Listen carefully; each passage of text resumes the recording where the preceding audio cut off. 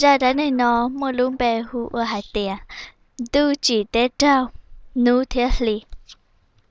Blong chỉ, lưu tú do thơ tu chỉ nên, chỉ do nữ tú bò nè. Blong trao, thơ tu chỉ nên, thiết tú bò nè, tần đời y phá to lò. Gỡ khí y lưu khó trông, dễ tờ lò.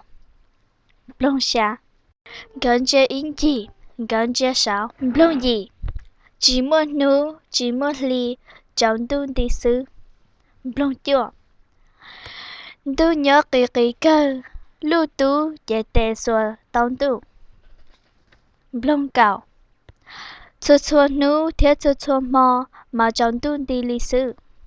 Blong cầu ý. Lưu tú bò nè, mua mê nhỏ học lá, yêu tàu ý tu.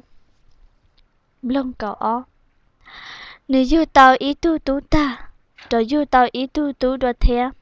Blong cầu bé. Ý tu hù ua, thánh chữ hai tìa. Lũ tế nòm mê hứ, bé yếu tàu mô ua cỏ lo đá. Thế li yếu cháu này nhỏ, vậy thánh chữ thiên nữ gì giờ bé bùa tê ta.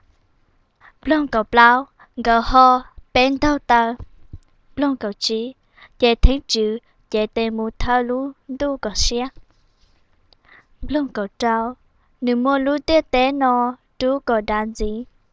Blong cầu xa, thánh chữ, bùa y lũ trò tên cú, tròn trô nu, nữ mô hù ua, lũ nu. Blong cầu gì, nữ bùa y lũ trò tên nhia, trò mòn đu, nữ mô hù ua, lũ lì. Blong cầu chua, chè nữ trả mô lũ nu theo lũ lì, khổ xe, chè bùa sầu u.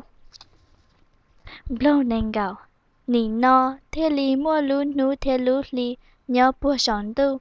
Nữ chi ua trâu bé, lũ tu bọc kê. Ra đã này no, chùa sao linh no sư.